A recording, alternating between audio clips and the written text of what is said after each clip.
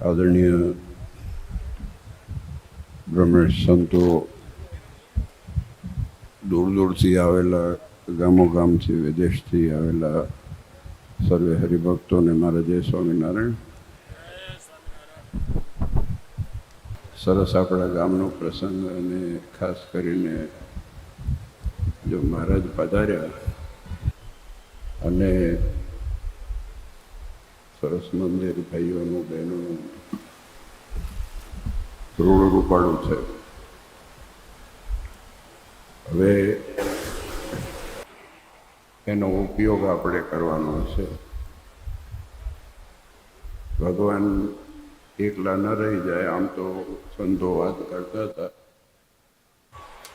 કે ગામના બધા હરિભક્તોની અવર જવર મંદિરમાં રહે છે. બહેનોમાં તો રહેતી હોય, પણ ભાઈઓમાં તો ખબર નહીં કેટલી છે. આડે દિવસે પૂછી તો ખબર પડે. પણ અવશ્યપણે જો હમણાં સંતોએ વાત કરી એ પ્રમાણે મહારાજની કૃપા વડે કરીને આપણું અસ્તિત્વ છે. આપણે જે છીએ એ ભગવાનને લીધે થઈને છીએ. ભગવાન જો મને અથવા તમને ન મળ્યા હોત તો આપણી દશા નહીં, શું દુર્દશા હોત એની કલ્પના કરી શકીએ એમ નથી. આજે ભગવાને ખૂબ કરુણા કરી અને આ સંપ્રદાયમાં આ પરંપરા, આ સિદ્ધાંતો આપણને સૌને આપ્યા, જેને વળગીને આપણે સૌ રહી રહ્યા છીએ. અને રહો છો તમે બધા, કારણ કે બહુ કઠણ કામ છે. હમણાં જ માનુકુવામાં જગન ગયો, એના પહેલાં બીજા નારાયણપરમાં હતો, અને દૂર દૂરથી બધા હરિભક્તો રોજ આવે ને જાય. નાની વાત નથી. એક એક મિનિટ આજે કિંમતી છે, પણ એ કાઢી અને ભગવાનને અર્થે તમે કામ કરી રહેલા છો, સમયથી, તનથી, મનથી, ધનથી, એ અભિનંદનને પાત્ર છે. અને ખાસ કરીને અહીંયા જો બોડી સંખ્યામાં બધા સંતો બેઠા છે, એ સંતોએ ખૂબ મહેનત અને પરિશ્રમ કરે છે. ગામડાઓમાં મંદિરો થાય. મેં એક ભલામણ એટલી કરી હતી, મેં કીધું મંદિર કર્યું છે ને થોડોક ઓટા કરવાનું રાખો, કેમ કે એમાં વૃક્ષ ઉગે તો થોડુંક છાંયડા મળે ને કોઈ બેસવાનું મન થાય. ખરું ને દેવચરણ સ્વામી? વૃક્ષ તો જોઈએ આપણે. વૃક્ષ વગર પછી બધું સારું ના લાગે. કે મહારાજ વન વિચરણની મૂર્તિ મૂકીને વૃક્ષ જ નથી. એટલે વન વિચરણમાં મહારાજને બહુ ના મોકલવા, બહુ મહારાજે તપ કરેલું છે. મને વન વિચરણના ભગવાન જોવું ને તો મને એમ થાય કે આપણને આપણી જાત ઉપર ખીચ ચડવા માંડે, કે આ પાછા આપણે થોડાવા માંડ્યા ને.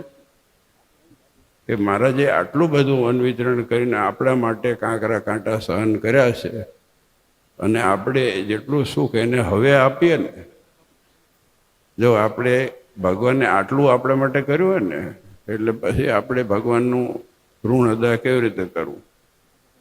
તો એના કયામાં રહીને ઋણ અદા થાય છે, એની વૃત્તિમાં રહીએ ને. આજે બહુ સિમ્પલ ભાષામાં તમને કહું, કોઈનો પણ રાજીપો પ્રાપ્ત કરવો હોય, કોઈનો પણ, આજે પતિ હોય તો પત્નીનો, ને પત્ની હોય તો પતિનો, કે દોસ્ત હોય કે સંતો હોય તો એના ગુરુનો, કે ગુરુ હોય તો એના શિષ્યનો, એકબીજા આદાન પ્રદાન તો બે તરફનું છે. કોઈને પણ એકબીજાનો રાજીપો અથવા એની જો અંદરથી ખુશ થાય એવું જો કરવું હોય તો એમાં એક જ ઇન્ગ્રીડિયન્ટ છે, એમાં એક જ કોમ્પોઝિશન છે, કે એની અનુવૃત્તિમાં રહેવું એને. અને એ અનુવૃત્તિ કેવી હોય કે એને કહેવું ન પડે અને એવા થઈને રહીએ. ભગવાને તો શિક્ષાપત્રી કીધી મેં પહેલે વાત કરી હતી એકવાર, જ્યારે શિક્ષાપતિનો ઉત્સવ આપણો હતો ત્યારે લગભગ વાત કરી મેં કીધું મહારાજે વિચાર કરીને તો 45 વર્ષ પછી આ સંપ્રદાયને શિક્ષાપત્રી આપી છે. મહારાજ અંતર્ધ્યાન થયા ને 4 વર્ષ બાકી હતા ત્યારે શિક્ષાપત્રી આપેલી છે. તો પણ એના પહેલા શું શિક્ષાપત્રી સંપ્રદાયમાં પાલન નહીં થતી હોય? આ વિચારવાની વસ્તુ છે. શું ભગવાનની આજ્ઞા કોઈમાં રહેતું જ નહીં હોય? એ વખતે શિક્ષાપત્રી એ મહારાજની આંખ ઓળખીને પડાતી હતી. પછી મહારાજ જાણ્યું હશે કે હવે આ દેહ નહીં રાખું, અક્ષરધામમાં જઈશ તો બીજાને કંઈક સમજણ પડવા કંઈક તો જોઈશે ને. એટલે શિક્ષાપતિ મહારાજે કે આચારસંહિતા આપણા માટે ધર્મની, આપણા પરિવારની, જીવનની આચારસંહિતા આપી. પણ વાસ્તવિકતામાં કોઈ પણ માણસની અનુવૃત્તિ અને ઈચ્છામાં રહીએ તો આરામથી, પ્રેમથી, વગર મહેનતે એના ઉપર આશીર્વાદ, પ્રેમ, લાગણી આ બધી વસ્તુ આપોઆપ મળે છે.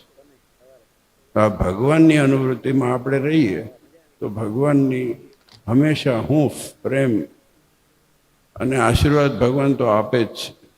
અનુવૃત્તિમાં રહેવું બહુ જરૂરી છે. મહારાજની આંખ ઓળખવી બહુ જરૂરી છે. મહારાજે કહેલા વચનો એ શું કહેવા માગે છે એ સમજવા બહુ જરૂરી છે. એના માટે આ બધી કસરત આપણે બધા કરીએ છીએ. પૂર્ણ કામ કોઈ નથી, પૂર્ણ કામ કોઈ નથી. પણ આ બધું છે ને, આ જીવન છે એ સફર છે. અને સફરમાં થોડે કરીને આપણા સ્વભાવ નિર્મળ થતા જાય, આપણે શીખતા જઈએ, આપણે ગુણ બુદ્ધિ લેતા શીખીએ, આ બધી વસ્તુ થતી જાય અને સરવાળે એવા થઈએ કે જેથી કરીને ભગવાનને ગમતામાં રહીતા થઈએ. એ આના માટે આખી એક્સરસાઇઝ છે.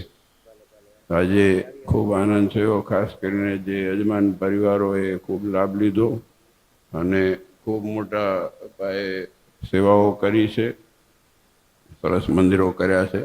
પણ ઉપયોગ કરજો એ ભલામણ છે. એમને એમ ન રહી જાય. કેમ કે જો આપણે વિદેશથી પાછા આવતા હોય તો કે ફલાણે મળવા જવું, ફલાણાને મળવું જવું છે, એ બધે મળવા જઈએ છીએ. મંદિર જવાનું પછી, અને ઘણા લોકો તાણવાળા હોય તો એ પહેલાં મંદિર આવે, ભગવાનના દર્શન કરે, પછી બીજું બધું કરે. એટલે આ બેમાં આપણે કેવા થવું છે આપણે ધ્યાન રાખવાનું છે. દુનિયા ચાલવાની છે, બધું ચાલવાનું છે અને ચલાવવાની છે, પણ ભગવાનને બાજુમાં મૂકીને નહીં, ભગવાનને કેન્દ્ર સ્થાનમાં રાખી અને આપણે કાર્ય કરવાનું છે.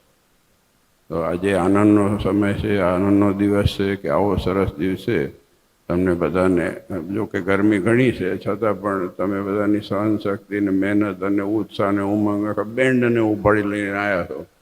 બેન્ડ વગાડતા બધા કેન્યાના હરિભક્તો. મેં તો થયું, મેં કહું આ તાપમાં કેમ બેન્ડ આટલા બધા વગાડે છે? આ બધું ગજબ એક તપશ્ચર્યા જ છે ને. 18 કિલોનું પેટ ઉપર ઢોલકું વગાડીને વગાડવું આટલા તાપમાં. આપણને કોઈ બાંધીને આપે તો પડે હેઠા. આનંદ સ્વામી બરોબર ને? બહુ જો, પણ ભગવાન આ બધું કરી આપ્યું છે, એનો ઉપયોગ આપણે, સદુપયોગ આપણે કરતા શીખીએ.